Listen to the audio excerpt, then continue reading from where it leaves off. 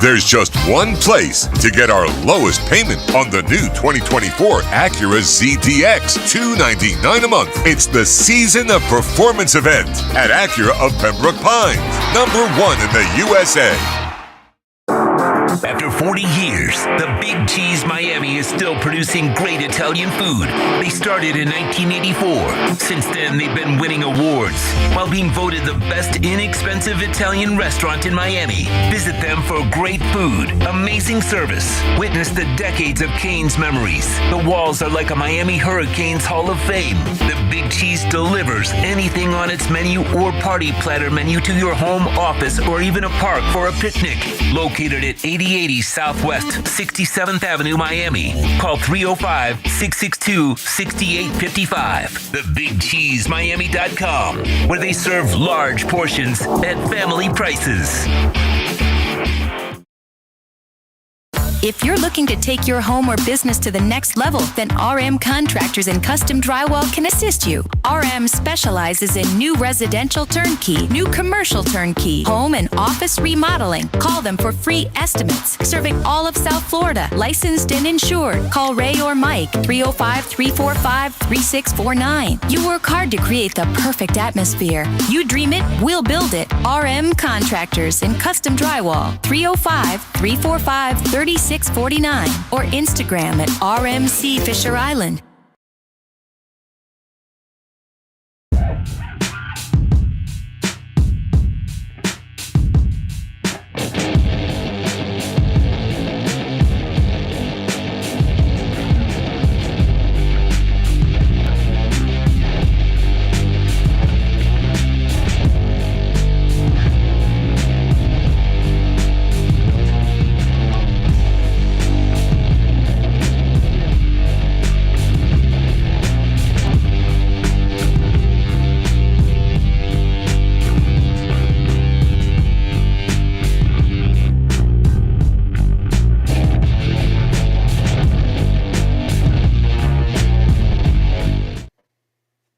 All right, we are live. Smackdown off the air. Another great 3-hour spectacle.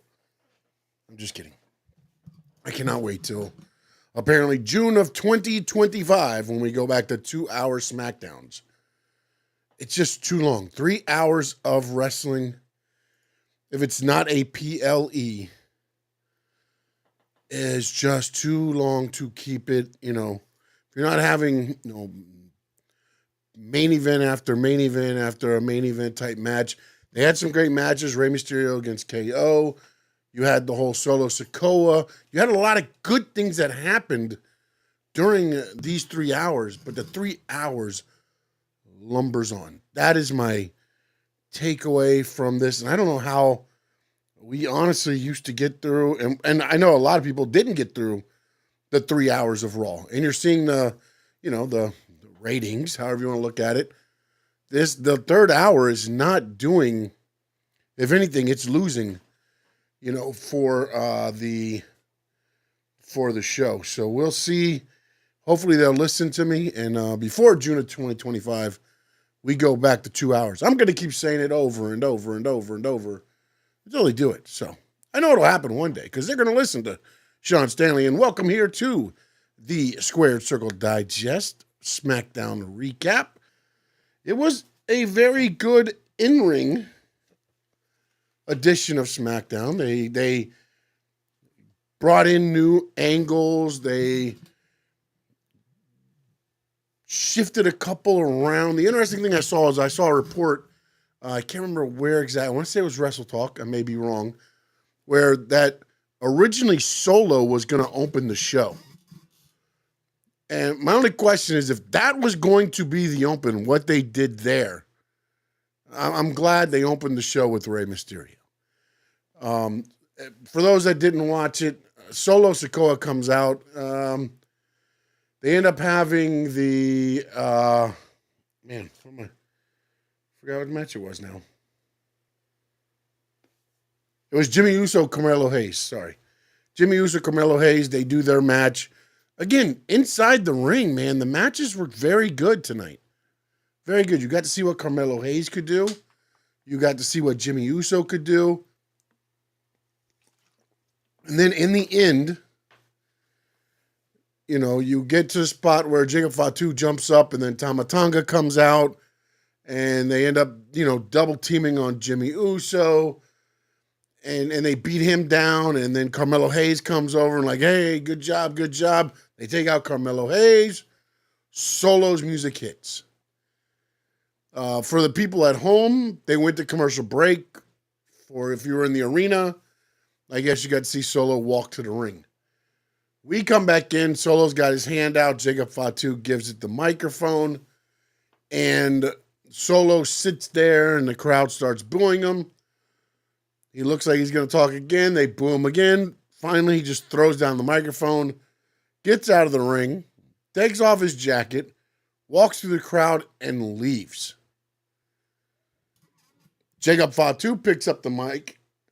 And he starts going on and on about, you're not seeing the best of me. And then he also said the part, he said, I'm just getting started. Or I thought he was going to say, we're just getting started. He said, I'm just getting started. So again, they didn't really dive deep into, since Solo lost the tribal chief, where everything is. You saw today, Tama Tonga is the one that pulled out LA Knight and Braun Strowman hit the ring. Braun Strowman and Jacob Fatu look like they're about to face off. Tama Tonga is the one who ends up pulling him out of the ring and kind of backing him away. So now has Tama Tonga become the handler for Jacob Fatu? There's, again, not a bad thing. There's just some unanswered questions which will make you want to tune in to figure out, where they're going and what they're going to do. But again, I don't know where that part of the bloodline angle is going to go. But then they also had, Jimmy Uso looks like he's going on his own. Roman we haven't seen since he won the tribal chief. Solo is not talking. Jacob Fatu is going to try to destroy everything in his path. Tonga Loa's hurt. Jey Uso's going for the world title. Sami Zayn is up in the air.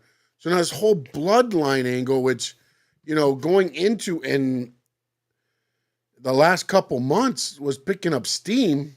Now, again, we've hit that little fork in the road. What is going to be the spark that gets the angle to explode once more?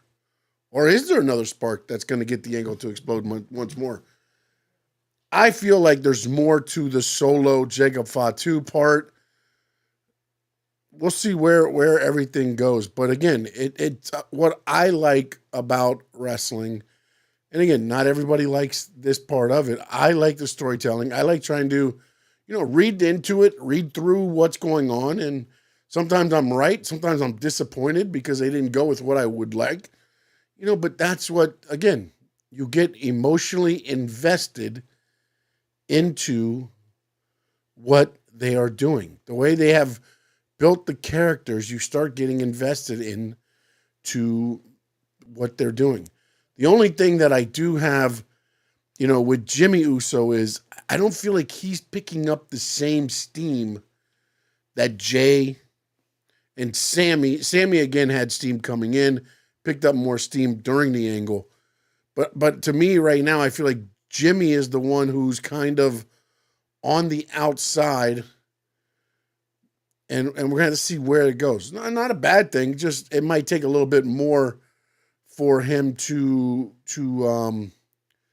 because again, they brought him back and he was a heel, and now he's kind of going face here. So it might take a little bit to get that over with the crowd and the whole yeet, no yeet. They still have fun with that. You saw the videos that went out. There's a couple of videos when Jay's doing the yeet in the ring. He's on the apron going, no yeet, in sign language. So, there's a lot to go there. Just which way do they go and how do they stack the layers back on top of what was once the program that basically, drove WWE. the bloodline angle, Roman Reigns and the bloodline angle. You also saw more with the Cody Rhodes KO. Rey Mysterio in his hometown, the 619 in San Diego. He comes out, cuts a promo, that he's entered into the 2025 Royal Rumble. This is going to be a pretty heavy name-loaded Royal Rumble. Now, I mean, again, John Cena, Roman Reigns, CM Punk, Drew McIntyre, Seth Rollins, Rey Mysterio Jr. Those are your first 6 that have entered into the men's Royal Rumble. So we'll see how it goes, but they are definitely stacked in the men's side, name-wise, as far as the top level. And I want to see how it plays out. Very intrigued to see how this plays out. So KO comes out. He says he's always respected KO, but has never always respected Rey Mysterio, but has never had a one-on-one match with Rey Mysterio. And then Rey was like, you're delusional. You're like Drew. You're like my son Dom. KO takes exception. They get into an altercation. Of course, you go to the backstage area. There's our great man, Nick Aldis. He's outside his office. Rey is like, I want a match with KO. He gets the match with KO. The door opens. Cody comes out, and he says that, he's been around all day trying to get cleared. And the paper's on Nick Aldis' desk. The doctor has cleared him.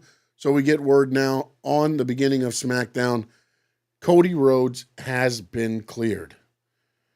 They started with the women's tag team match, which was Bianca and Naomi taking on Nia Jax and Candice LeRae.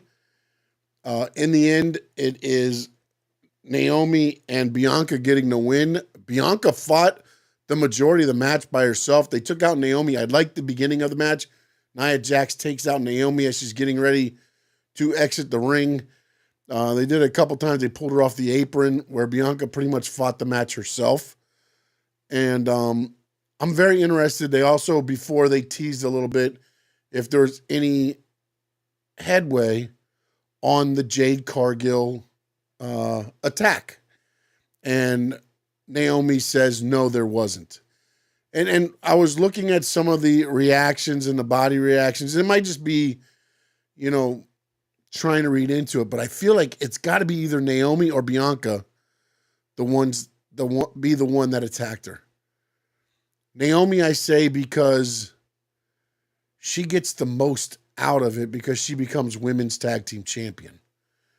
It feels like that's the route they're going, but I ultimately feel that this is the way they're going to roll out. And again, this is that Jade is 100% healthy. I've seen reports and different things that she's been training at the PC. There's reports that there are some other medical things going on. But as long as I think everything is good to go and she does return to the ring, I think this is the way they're going to end up doing the Bianca taking on Jade Cargill. Maybe it becomes a thing of jealousy. Jade has jealousy over, or Bianca has jealousy over Jade, or, I don't know which way they're going to go. And I'm trying to think, is there any women that will debut that you could be like, this was the way to bring her back? But then I look at it and I say, okay, Charlotte Flair. You saw a vignette of Charlotte Flair play today. Could it be that, why she's on the shelf, she's the one that took out Jade Cargill? Because ultimately, again, when she first debuted, Jade Cargill was introduced to Charlotte Flair. They had some words, just, they're the professional kind of words, but ultimately, could she have been the one to return? Because I'm thinking of all the names of people that are, involved in the locker room right now. And when you look at it, the two that you lean toward is Bianca and Naomi. But then now today, they play the Charlotte Flair vignette, and it got me thinking of, could that be who attacked Jade as well? So a couple names there. Then it went into, of course, the Jimmy Uso match, which we talked about. Then it went into a great tag team bout. The Motor City Machine Guns and Los Garza Fantastic tag team moves. Just the way that, Los Garzas work together and the way the Motor City Machine Guns work together, the tag team tandem moves. You watch all of that unfold and you see that, look, there's no Road Warriors, there's no Viking Raiders, there's none of that on SmackDown tag team roster. But wrestling-wise and tag team-wise, DIY does great tandem moves. Street Profits do great tandem moves. Los Garzas do perfect tandem moves. Of course, Motor City Machine Guns do great tag teams. There's no, monster tag teams. But I feel like this tag team division is going to have some great matches. And I hope they let it play out. Again, I don't know which way they're going to go with it. I like the part they're getting with Pretty Deadly, kind of being, Ciampa's kind of in them about what are you guys, dumb? You're idiots? You think this is the way, man up and then you'll get a title shot? Does it ultimately lead to Pretty Deadly becoming also number one contenders or costing DIY the tag titles back to the Motor City Machine Guns? Again, I like the more storyline. It's not necessarily story, but where there's different areas you could go. You get to the fork in the road. Is there 3? Which way am I going to go? A, B? Could we add a C? Could we throw a D in there? Different ways like that is what what I like about wrestling. And the fact that they are doing a lot of the stories here, on SmackDown. Again, you don't have Braun Strowman and Jacob Fatu are your monsters. And they're feuding with each other. So it's going to be interesting. Let's see. What up, Sean? I think Jade will cost Bianca and Naomi the tag titles.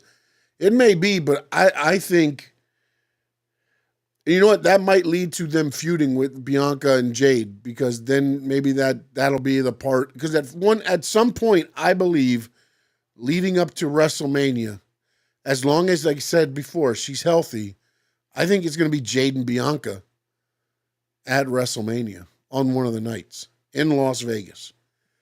As long as everybody's healthy and everything else, I think you're going to see that match happen at WrestleMania in Vegas. I that's just my thinking. But again, the tag team division in SmackDown to me is fantastic watching it. The tag team tandem moves, the quickness, the crisp, just the way everything rolls out is great tag team wrestling. You had Piper Niven take on B-Fab, kind of just a small, short match. I wish they would have gave him more, but it really was just to get to where Michin comes out for the save. And I think ultimately you're going to set up for Michin and B-Fab taking on Chelsea Green and Piper Niven in a tag team match. I really do wish they would have gotten more TV time to do what they can do. Then they went into the backstage area where they said Tiffany, made history, and she said, no, it's called Tiffstory. So apparently she's going to do the whole thing where everything gets the Tiff put on the front, or Tiffy Time and all that. So should have some fun with that, with some of those things going on. Then they went into the Rey KO match.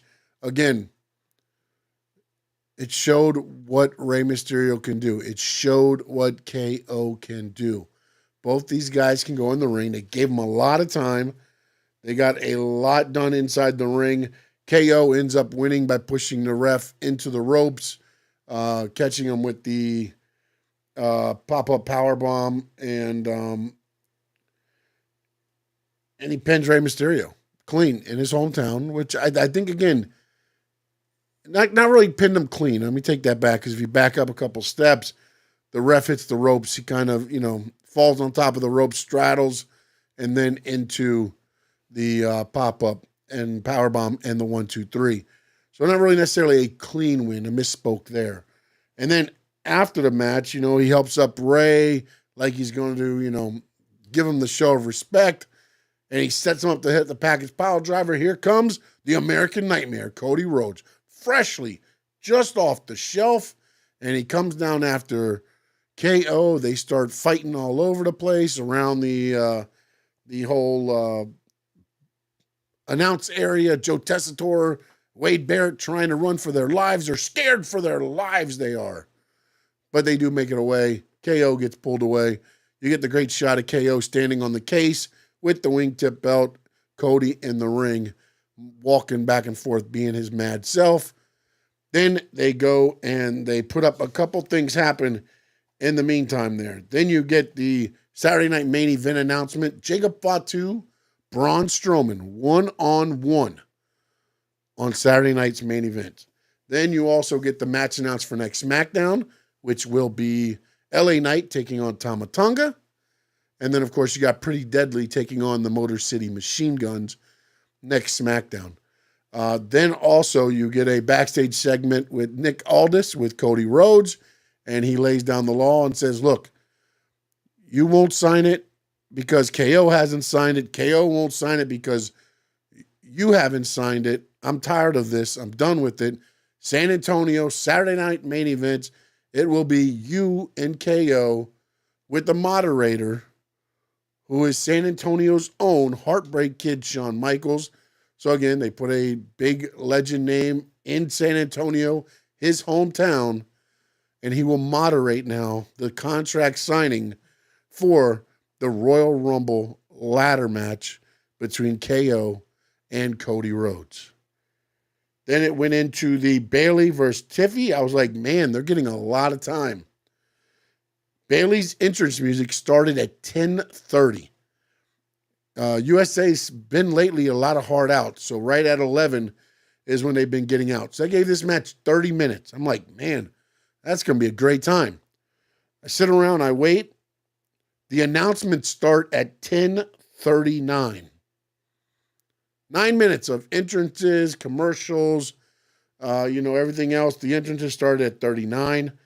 And then you got a freaking fantastic performance from each woman in that match. I believe it was a perfect first defense for Tiffany Stratton. And the fact that she wins clean with the Alabama Slam and then the prettiest moonsault ever, to me, perfect. I was worried because, again, remember, Bayley went to Raw, went after Nia, went to NXT, went at it with Roxanne, and then, of course, they show Roxanne in the front row at SmackDown, and I'm like, man, this is going to kind of hinder a little bit of me, but then you got to see a full-blown match with Tiffany Stratton defending the title, her first ever title defense of the WWE Women's Championship. She gets the clean pinfall on Bayley.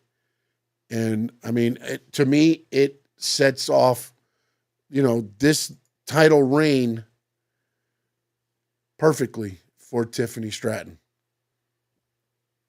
And that's my thoughts on SmackDown.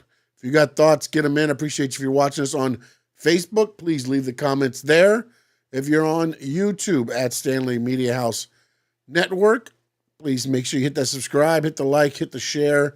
Watch us on Twitch at Stanley Media House and also on X at Stanley Media _11.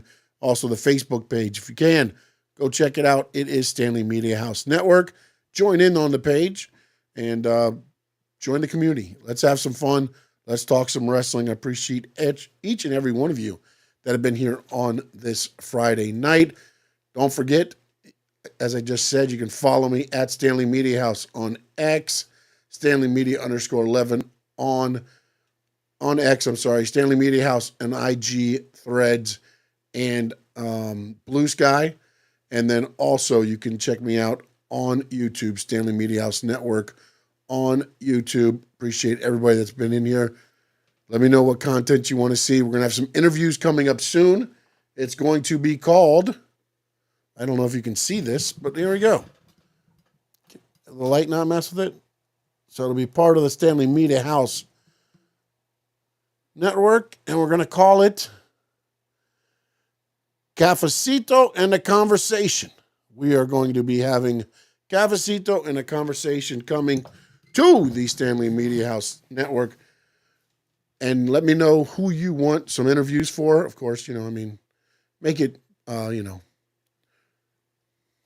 people I can get a hold of. All right, you know, we're working here. We're working here. But also, we got the NASCAR coming to you starting February 1st, and the Sports Talk is coming right around the corner.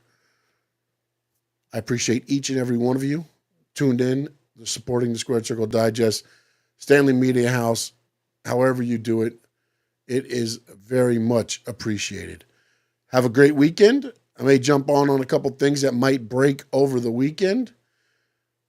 But if I don't, I will talk to you Monday after Raw on Netflix.